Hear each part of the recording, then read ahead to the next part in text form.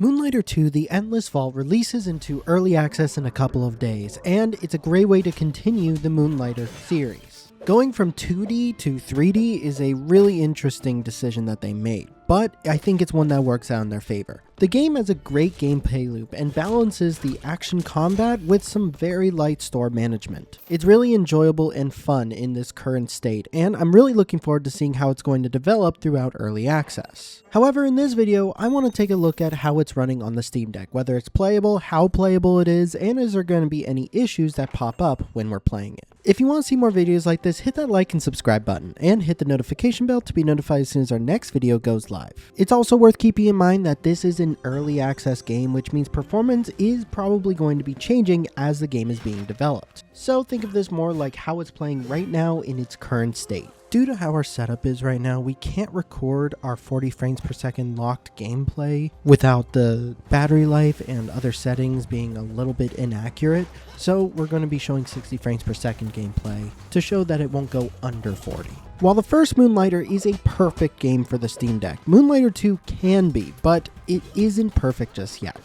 It defaults to the lowest quality with FXAA anti-aliasing, and while chunks of the game can stick to 60 frames per second, it will throttle in some areas and bring the frame rate down to 40. We do have an option for FSR3 upscaling, and we can turn it on to quality, and it will help with most of the areas, especially in like dungeons and fighting enemies, but it will tank back down to 40 as soon as you get back to town. For what it is, I would say the default is still the best settings in its current state though. It looks great, while FSR upscaling does have some noticeable ghosting and any sort of movement between the characters on the screen, even at quality mode. So we will need a 40 frames per second lock for stability, but it still feels pretty great and very playable. If you want to get as close to 60 frames per second as possible, I recommend setting the FSR3 upscaling to performance. This does bring the town's frame rate up to 60 and stops the throttling, so it's very possible that it will stay this way throughout if you're using FSR3 at performance along with the low settings, but I personally preferred not using upscaling because that ghosting was a little bit too distracting for me. However, even at these default settings, there are still going to be some drops, like in the screens for forging your new weapons or checking your backpack, it'll throttle down to 30 frames per second. Still, it's really only in these menus. The actual combat and shopkeeping should still be perfectly enjoyable, and I had a blast playing this way. Apart from some minor issues here and there, the controls feel great, the OLED screen on the Steam Deck makes the game's colors pop, and the text is perfectly legible from what I've seen so far. The only other aspect of the game that worries me right now is actually RAM usage. At this point, it is using about 13 to 14 gigabytes of RAM, which is really up to the wire of what the deck is capable of. So much so that in the game, once it hits 14, it does start to slow down or stutter a little bit because it's running out of RAM. It does end up going back down, but it still sticks to the 13 to 14 range, so it's very possible that some areas in the game, it may be a little bit hard to run or could cause a crash. Hopefully this is something that will be fixed as the game is developing, but as of right now, it is just something to keep in mind and be a little bit worried about. As for battery life, it tends to range between 11 watts to 14 watts of battery drain, while some areas could give up to 18, but it'll generally stick between the 11 and 14 watt. This will give us around 3.5 to 4 hours of battery life, possibly more if it sticks lower. Really, I think in its current state, Moonlighter 2 is just a really great game. I think the only big knock that I have for it is actually during combat.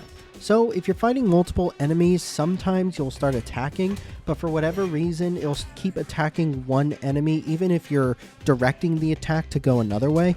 So let's say I have this giant sword and I'm swinging at an enemy behind me, but for whatever reason, if I want to change direction and start attacking another enemy, it doesn't work. I'll keep attacking the enemy that's right in front of me and not switch around to a different enemy, even if I'm moving the left analog stick in a different way. It's a little bit jarring, especially if one of the things you're attacking and it just keeps on attacking is this stationary object that just shoots out these pellets that can attack enemies instead of directly attacking the enemies. It's a little bit annoying. However, the game does support 16:10 resolutions, it has cloud saves, and the controller support is solid. However, there are no HDR settings. Overall though, Moonlighter 2 is a very solid game on the Steam Deck, and one I would generally recommend to most people who might be interested in it. It is very much a roguelike, and it feels even more like a roguelike than the previous game. However, it's very, very fun. Going into dungeons, gathering loot, having the loot interact with each other in your backpack, and then selling it off to make as much money as possible to open that endless vault is really, really fun, and I am having a blast with it so far. So far, the team is aiming for more environments, enemies, bosses, loot, expanded systems, new NPCs, quests, story moments, and some big UI and quality of life improvements that are going to be coming in throughout the early access period. So there's going to be a lot more content added into the game as it continues developing. However, if you want to get in now and you can't wait and it's really, really exciting, you're a huge fan of this kind of game, I really like the balance that they have between action combat and light shopkeeping. There are a lot of intertwining systems that are really interesting, like the shopkeeping. Of course, you can go ahead and set and price the relics that you find and see where the right price is for people to buy it and be happy with it. But it's kind of like its own little roguelike game in a sense. Like in one night, let's say you're selling a bunch of relics and you set them out and you could set up pricing the way you want to, finding the right price for most people to buy it. But there are also going to be perks you can get that can actually influence how your items are being sold. So let's say you have a bunch of rare relics and not really any common relics anymore that you need to sell. You can get a perk that will increase the prices of those rare relics, and so you can make more money off of them, and will decrease the prices of any common relics that are going to be sold. And if you have no more common relics, that can really be helpful.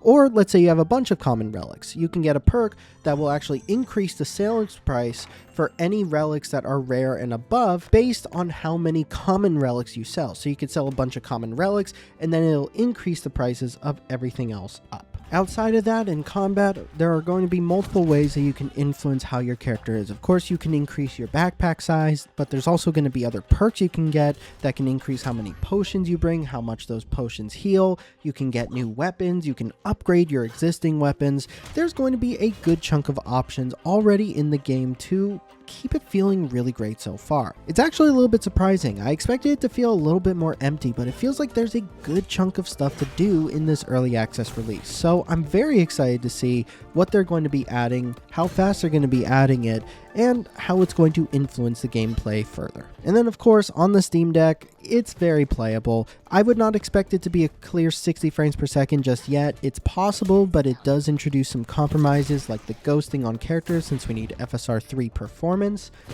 But going with the default settings, which uses FXAA anti-aliasing, I would say it's very solid. Still, after all is said and done, I think Moonlighter 2 The Endless Vault is a great game to play on the Steam Deck, even with those compromises. It looks great, it runs well. The RAM usage is a little bit worrying, but is something that should be smoothed out as the game is being developed. But either way, it is very fun, and that's how I played it most of the time. It was on the Steam Deck, and I very much enjoyed it. Thank you guys for watching. If you enjoyed this video, hit that like and subscribe button, and hit the notification bell to be notified as soon as our next video goes live. And a huge thank you to our patrons. You guys are awesome. See you next time.